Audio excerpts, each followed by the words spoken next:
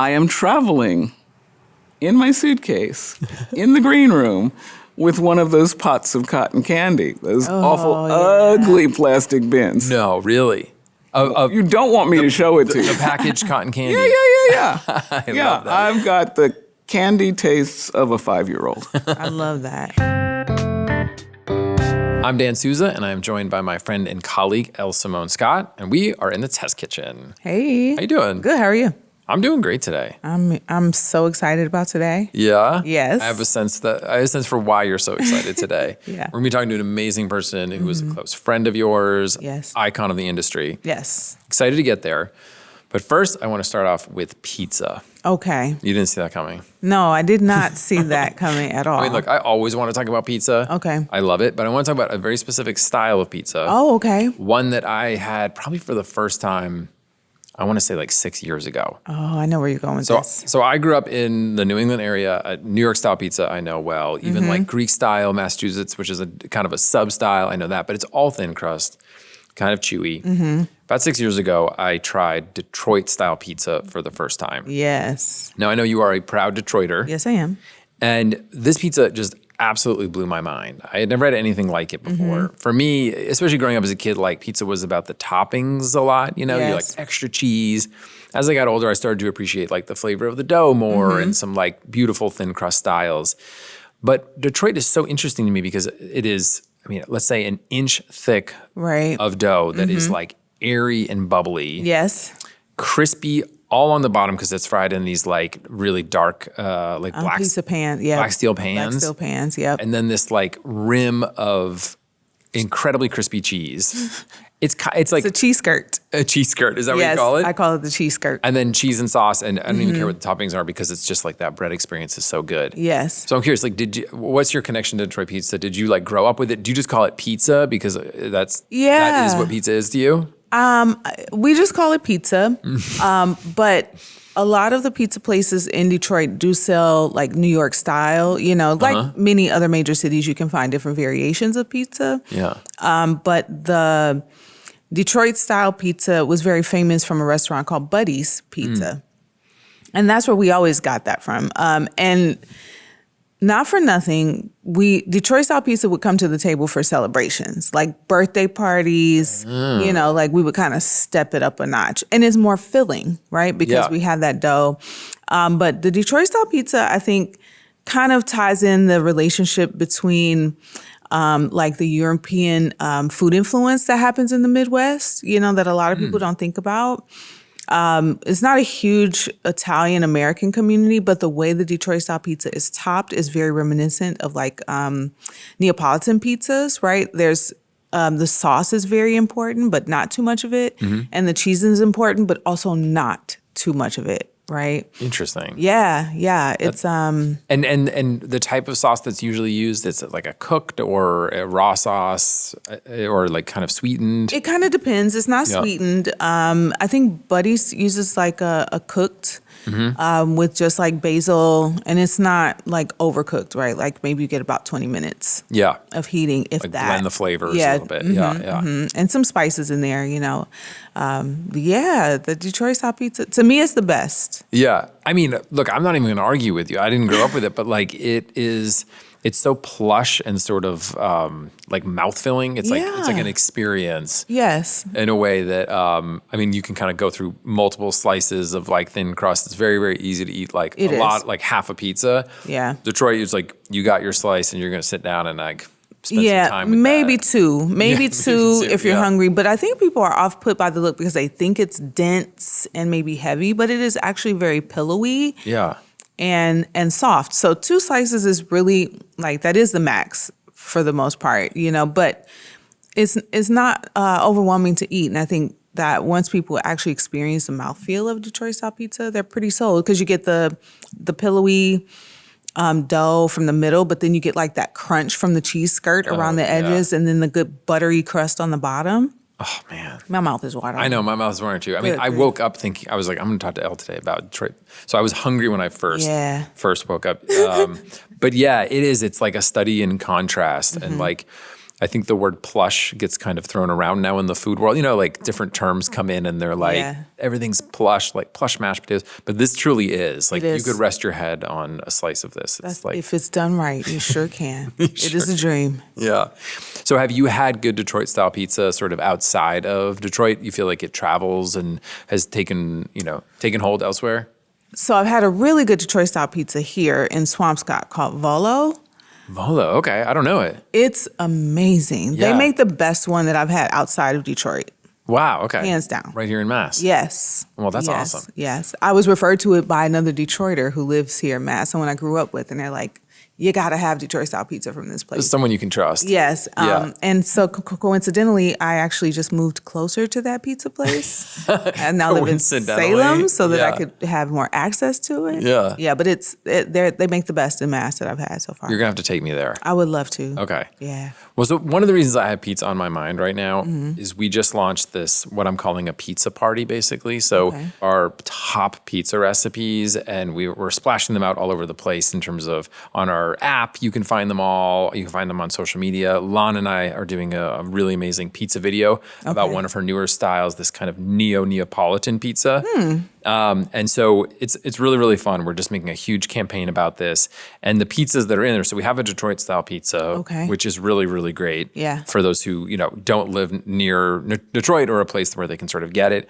We have this Neapolitan pizza that Lon made that is so interesting because that's a kind of a hard pizza to make at home. You need like a really, really hot oven. Some of those outdoor pizza ovens can get the job done, but she has a really cool dough and a cool setup. So you get that like puffed crust and it's almost like light and creamy inside. And then we also have a cast iron pan pizza that Lon did, which is incredible. You can't beat that. Can't beat that. And not to be, definitely not, I'm going to mention it last, but it's not last. We also have a French bread pizza. Oh, my favorite. Is it? Yes. I think French bread pizza is so good. It's really good. Did you grow up eating it? I did. Yeah. My uncle was a huge Stouffer's French bread pizza fan. Yes. And it's actually in the boards book. I did a French bread pizza board. Oh my God. God. Where you could have all the toppings you could ever think of. But as a kid, when I came home from school, my uncle would have cut up all these great toppings and we would just have like a little French bread pizza party. Yeah. So I grew up eating that French bread pizza. I love it so much. So Stouffer's good. even DM'd me and offered to send me pizza. I just don't have the freezer space. But I love French bread pizza. Amazing. Yeah. Well, the recipe that we have up is pure nostalgia. Like it hits on all of those notes of that, like Stouffer's, Love it. but with like some probably higher quality ingredients and really, really nice. So I feel like there's a pizza for everyone. Yes. So I would encourage anyone to head over to the America's Test Kitchen app, check this out on YouTube, but get those recipes, make them. It's pizza party time in my mind. Have a pizza party. Have a pizza party. Yeah, you're never too old for that. Well, I could talk about pizza with you all day. You got to take me to that spot, though. Absolutely will. We got to go deeper into Detroit-style pizza. Yes. But I want to bring on our guest, who is a friend of yours and an amazing person. Our guest today is a scholar, a writer, a lecturer. She's the recipient of a James Beard Lifetime Achievement Award. Many folks will know her best from High on the Hog, her book that was turned into an incredible Netflix docuseries. Today, she's here to talk about her newest book, Braided Heritage. Please welcome to the Test Kitchen, Dr. Jessica B. Harris. Dr. Jessica B. Harris, welcome to the Test Kitchen. Well, thank you so much for having me. It is so nice to have you here. Are you coming to us from New York or your outpost in Martha's Vineyard? Actually, I'm coming to you on the road. I started at my outpost, as you put it, in Martha's Vineyard on Monday, and now I am here, having passed through Amherst. Oh, wow. With no H, it's silent, I've been told. Amherst. Amherst, not Amherst. Okay, I've learned something new I'm today. learning something new, too. As a native Massachusettsian, I did not know that. I didn't know it was a Massachusettsian either. Massachusettsian? So there's that. There's also like Bay Stater. There's no easy way to say that you're from Okay. Massachusetts. Yeah. It is such a treat to have you here in the Test Kitchen. Be afraid. No, truly, it is a true honor. Before we dig into your beautiful new book and your wonderful relationship with Elle, which I really want to dig into, I like to pour tea for my guests. Oh, okay. And I try to pick a tea based on kind of a relation to the person that I'm talking to. So I picked a tea today that is a competition grade oolong tea from Taiwan.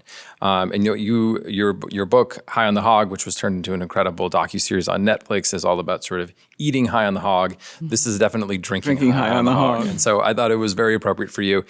This is a high mountain grown oolong. I'm going to pour some into these little cups here. And oolong is a really interesting tea. The process is sort of partially oxidized, and there's a lot of hands-on process to it. And they find that when they grow tea at very high elevation, it takes to that process really, really well. So I think this also ties into your work in terms of how ingredients interact with the environment and how they travel with people. So a little bit of oolong here. Thank you. I'm excited. This is always my favorite part. The tea part? The tea part. Yeah. Okay, well, Let's give it a smell. Cheers. Shay. I think this one is by far my favorite. Is it? What do you like about it? It's smooth, it's subtle, but robust, right? Like it has a little oomph in the beginning, but it's smooth towards the end. I like that.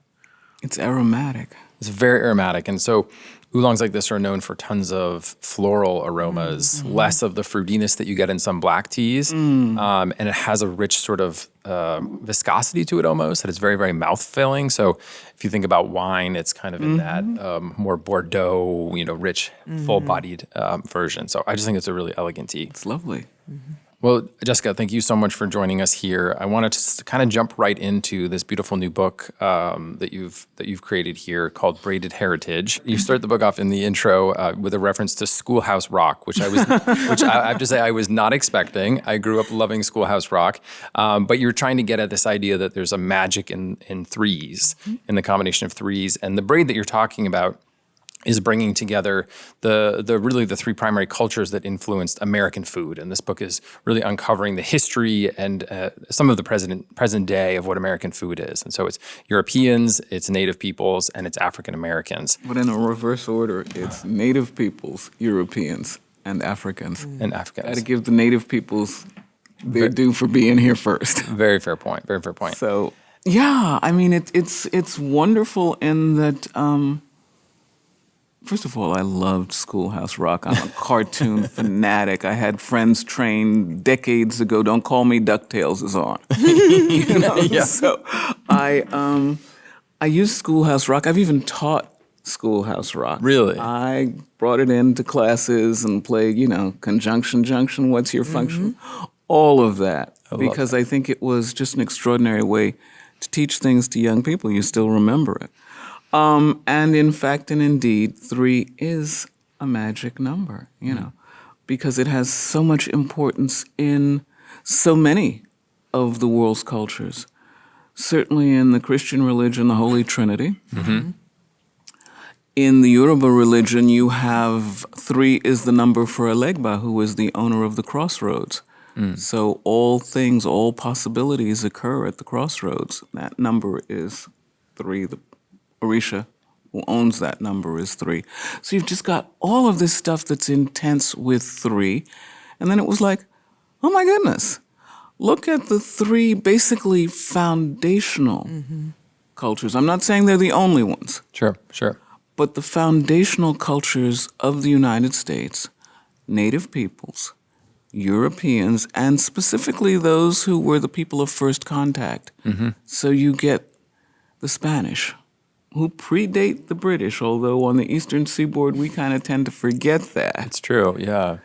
Then the British, then the Dutch, whom we also forget, and the French. Yeah, even in that intro you mentioned, I think it's at St. Augustine in Florida, 1520s or something, like well predates what we think of Plymouth Rock. Well, we think of 1619 now, but before 1619, you get all of that. Yeah, and so you've been teaching, your career is incredible and so long running, but you've been teaching and educating about the African diaspora and these sort of migrations of food for so long.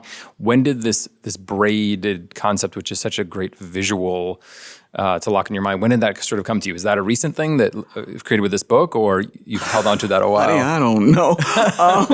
The bottom line is it came in a speech that I gave in Natchez, Mississippi, probably decades ago.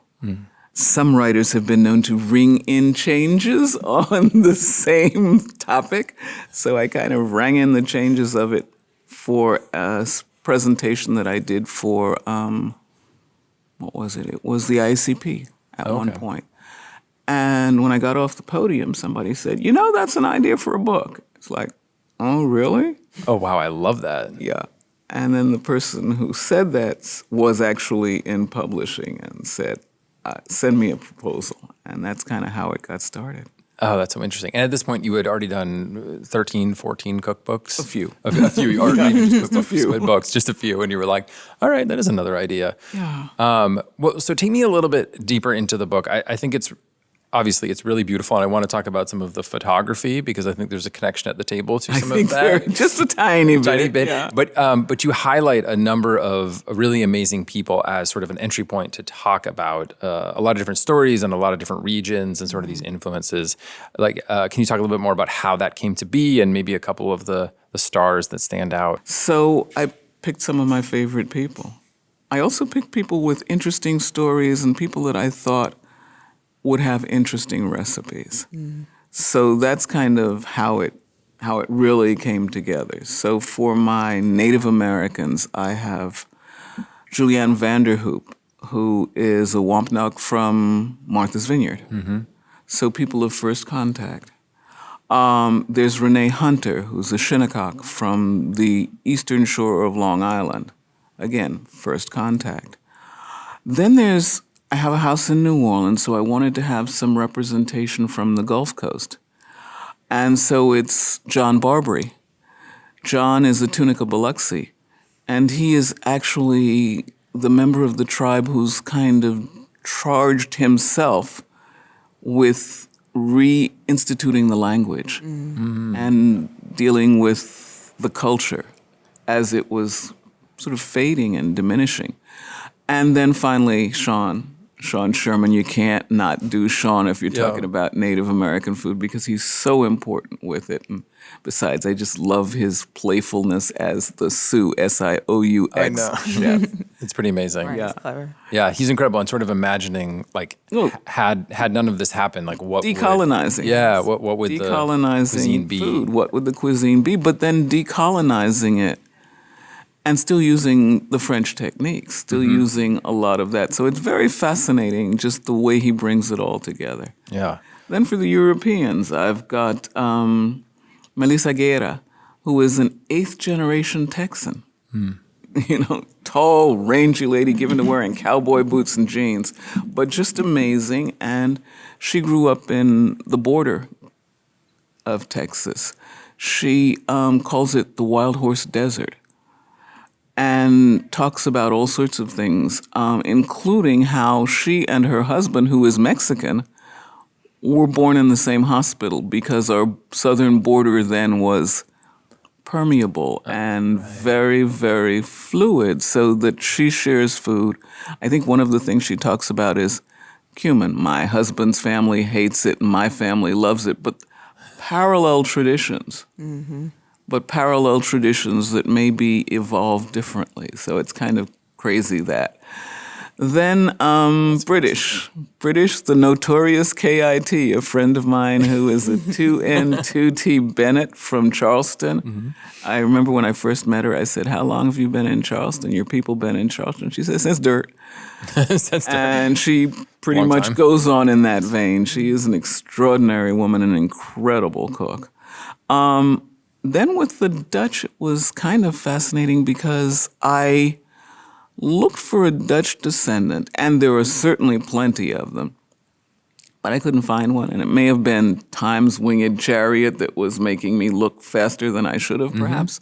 But what I found, or who I found rather, was extraordinary. Peter Rose. Peter is a woman, and Peter Rose is the historian, food historian of note and of record, who is the living embodiment of the memory of the Dutch in New Netherlands. Oh, wow. She has translated a lot of the documents from the Old Dutch into English. And so if there's anything about Old Dutch cooking in this country, Peter Rose knows it. So she's my Dutch person. She's the only one in the book who is not born here, although she is a citizen and has been here for a long time. And then finally, my friend Louis Costa. And Lou Costa is, as only someone in New Orleans would know, a direct descendant of the second male child born in the French colonies. Oh, wow. So you don't get any deeper into France than that. Yeah. And then, that's incredible. Yeah, yeah. Yeah. So I got recipes from all of them. Then with African Americans, origin points are blurred and more difficult to find and not really there. So with African Americans, I thought about themes. So migration. I have had a friend, and I'll talk to you about her in a minute, who was only in the North. We always think of Black Americans as Southerners. Sure. But she grew up in the North. She grew up in the Boston area and then in New York, in Harlem, never went south. So food very different. And then the third person is Charlotte Lyons. I'm sorry, I didn't give you her name. The second person is Abigail Rosen McGrath. Abigail founded, I'm going to forget the name of it, but she founded a theater company where John Leguizamo and Christine Briansky got their starts. Wow. Briansky. And major cook, and she unfortunately died before the book was published. She died in December. And so she didn't get to see it. And Charlotte, who's been a buddy of long standing. And then the fourth African American is me. So talk about myself. So that's how the book came together, and I asked everybody to submit, 4 to 6 recipes, and then we went on from there. Mm-hmm. Wow, that's an amazing process. It feels like it makes sense that it's happening in this point in your career when you've made all these connections and you have this ability to reach into different areas and sort of find the person to talk to.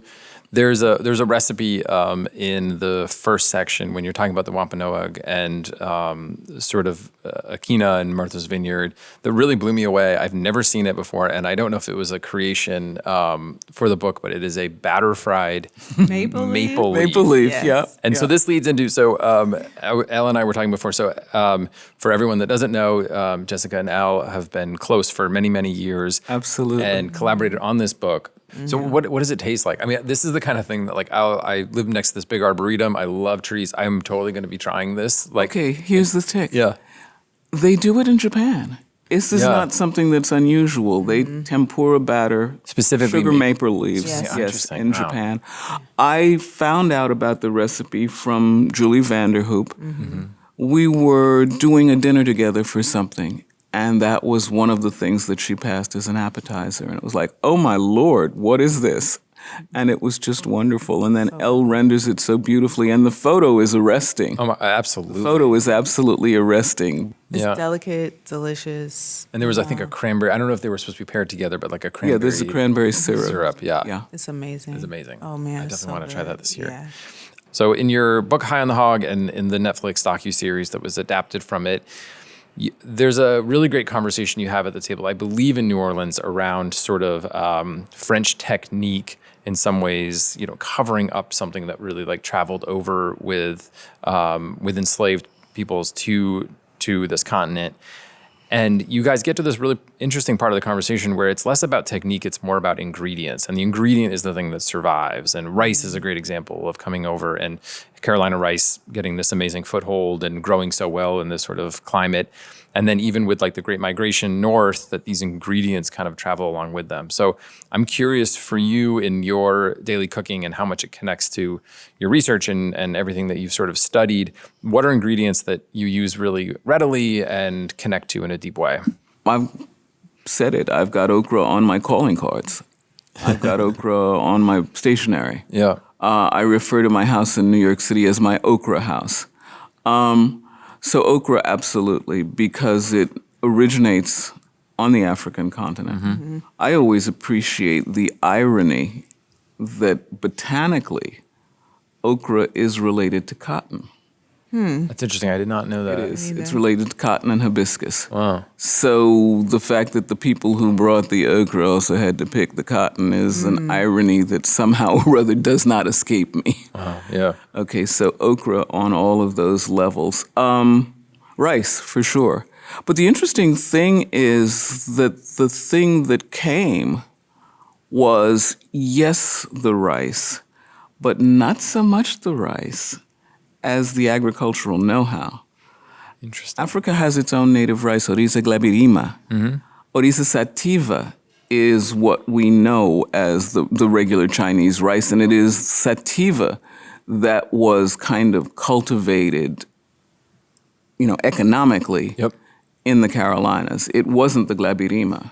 Interesting. But the glabirima and the cultivation of the glabirima and the ability to grow rice was the genius. And that came with the Africans. It came in, and who also brought glabirima. There was glabirima. We don't see it at some point. I think it was even outlawed. Oh, wow. Okay. So, But it's a very, very complex situation that, you haven't lived until you've sat down and listened to Glenn Roberts of Anson Mills talk about rice.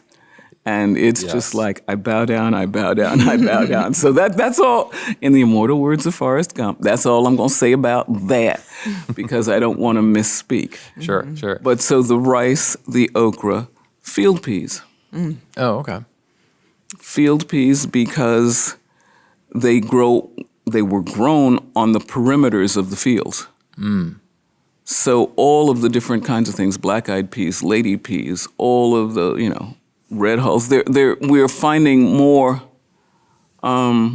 types of them because they were not only cultivated, but they were in some cases seed saved Oh, wow. Really? by people of color. Yeah, there's a red pea on Sapelo that is being brought back.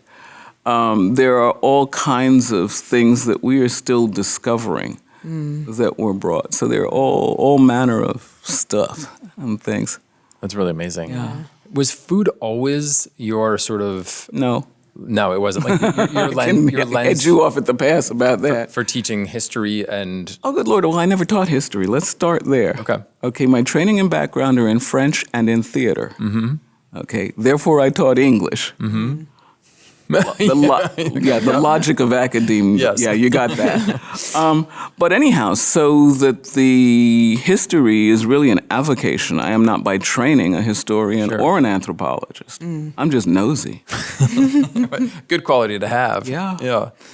But so I guess when did food sort of... I mean, because it clearly sort of dovetails into your nosiness and what you present to the world. For me, like, I guess where I'm coming from is like, for me, food has always been an incredible lens to understand science. Like, I always liked science sort of growing up, but it wasn't until I saw it through food that it was like clicked for me and became really interesting. I think food is a wonderful way to teach science to younger generations. And I think food for me is also an incredible entry point for understanding culture and history. But yeah, I'm just curious, like, at what point in your sort of career did that connection come together? Oh, goodness, I really don't know. I mean, I think, first of all, I think food is something that provides entry points into just about every discipline. I mean, and it does that simply because the human condition, we don't eat, we die. Right. So everybody's got an opinion about food. Everybody's got an expertise. And that's kind of nice. In teaching English, used food because you talk about students having a sense of self and a sense of ability. If you talk about food, you're the expert. It's true. Because you know what you like. Yeah. Nobody else can tell you what you like. Yeah. So it gives you a certain kind of expertise. And I think that's what's wonderful about food, the ability to transcend boundaries, to cross borders, to create braids, if you will. Well, Jessica, I like to do a sort of a third segment in this podcast where I call it the Rorsnack Test. It's a little bit silly, but it's like the Rorschach Test, but instead of showing you ink blots, it's little funny food questions. Okay, So we can try. if you're game for that, I would love to ask you a We couple. can try. So the first one is, When I read this, it like stopped me in my tracks based on all that you've done in food. Is that you are a huge fan of candy? I think Oh, God, yes. There was one interview where the question I think was like, "What's the best way to spend $20?" And your answer was buy candy. Which Buy cheap candy. buy cheap candy so you can get a good I quantity. am not a lover of chocolate. You're not. I don't dislike chocolate, but I don't crave chocolate. I literally was in Paris in January. I went to a chocolaterie that was actually where Marie Antoinette would have her chocolates made, and I wish I could bit of remember the history name, there. but Yeah. it's not coming. And I bought probably 500 grams, which is a pound, of dark chocolate stuffed fourré with passion fruit cream. Sounds incredible. It was. Yeah. But It's still there, and that was January. I haven't glommed down the pound. wow, I've had maybe 2. wow. Okay. Okay, so that's me and chocolate. That's you and chocolate. However, I am traveling in my suitcase in the green room with one of those pots of cotton candy, those awful, ugly plastic bins. No, really. You don't want me to show it to you. The packaged cotton candy. Yeah. I Yeah, love that. I've got the candy tastes of a 5-year-old. I love that. Amazing. Wow. So if you were at a fair and they had cotton candy, you'd be like, hell yeah. absolutely. Yeah. Oh, yeah. Yeah. So cotton candy, but so of like gummy bears or Sour Patch Kids, I don't do Sour Patch Kids. you don't, so you don't like the sour. So what would you say is your top candy then? Go to, particularly because it's easy to find when traveling, gummy bears. Gummy bears. Gummy bears, Yeah. yeah. Bears, yeah. I love that Me chew. too. I love gummy bears. You do? Yeah, Yeah. I do. Was it Haribo? Yeah, Haribo. yeah. Haribo gummy bears. It's hard to just the best. Yeah. Yeah. I mean, it's long enough chew that you don't like go overboard in how many you eat. You Yeah. know, like you can kind of pace yourself. Oh, really? Wow. She hasn't found her limit yet. No, but she has she's- not. Yeah. Yeah. I think that's so interesting. One thing in terms of chocolate that I find like a little bit irritating in the food world is when people say, "Oh, I don't really like milk chocolate." There's this sort of like dark chocolate is the high quality, that's the good Yeah. stuff. I'm like, it is impossible in my mind to not like milk chocolate. I'm not a fan. You're not a fan? No. I love Not a particular fan of milk. I mean, I prefer dark chocolate. Yeah, I me don't- too. Yeah. Well, I like the tartness I of love them both, but I feel like milk chocolate just like hits and it's nostalgic. I think most candy tastes, I think, sort of in my mind, Sure. stop when you're Yeah, younger. you think there. about Yeah. that Mars bar or that Milky Way or that Yes. thing that was the food of memory and the comfort food of childhood. Yes, definitely. Yeah. Okay, so my next funny Rorsnack Test question is around eating corn on the cob. So I'm fascinated not just with like how people cook things, but how people physically eat things, whether like how they hold their fork or their chopsticks. I find it really interesting. So for corn on the cob, I've categorized people into different groups in terms of how they actually consume it. So I'm curious if you are a typewriter, a log runner, or an anarchist, and I can describe those different techniques. I understand typewriter. Typewriter. Right. So a log I understand runner. anarchist. anarchist Log- is all over the place, and then the log runner is like you kind of rotate it as you eat. Okay, 2 things. One, when I was about 9, I fell down and broke my front 2 teeth. Oh wow. And so I've had caps as my front 2 teeth for my life, so I am not. You are not doing I'm it. eating it on the side of my mouth. Okay, yeah. where it's theoretically safe. Yep. I have sterling silver little corn holders, That's perfect. so I can rotate. I may be a log runner, but I mean, there's a typewriter aspect and then log runner. So typewriter, log runner, typewriter, log runner. So a hybrid technique with sterling silver holders. Yes. That is a beautiful way to eat corn on the cob. That is so perfectly you. I really love that. And then I wanted to ask you about egg cracking. So when you go to crack eggs to bake or to make breakfast or something like that, how do you crack them? What are you cracking them on? The side of the bowl. Side of the bowl. And I'm not a one-hander. No, yeah, the chef style one Yeah, hand. no. I'm not either. No. It's like, I'm a countertop cracker or whatever the flat surface is. Yeah, and 2 hands for sure. In 2 hands for sure. Yes. I've been an evangelist of a technique where I crack them on one another. So I crack an egg on an egg, and only one of them ever breaks. and it breaks with a nice like divot where your thumbs go in perfectly. Oh. So I really, really like that. And if you get any egg on, it's just on the other egg. So You got to move quick to put the other egg down to open the egg, or do you just go one hand open once? no, you I crack? do use two hands. I crack and then I put it down and then I Oh, put it okay, up. okay, We'll do some egg cracking together. okay. I'll There do you that. go. I could use some practice. Sounds like. I think that was it. This has been so absolutely incredible to talk to you and dig into your book, Braided Heritage. I'm excited to start cooking from it. I'm definitely going to make the sugar maple, Definitely fried do sugar that. maples. And there was a Yes. clear Clear broth clam chowder. So my mom has family through all of Maine, and the kind of the further north you go and the different family members, it gets less and less dairy, and some have none. And the purist in me loves when it's clear because it's just really clam forward and briny and really wonderful. Yeah. That's an exciting recipe. Well, Jessica, thank you so much for joining us in the test kitchen. Thank you so very much Thanks for for having having me. me. Thank you. See you on the vineyard. See you on the vineyard.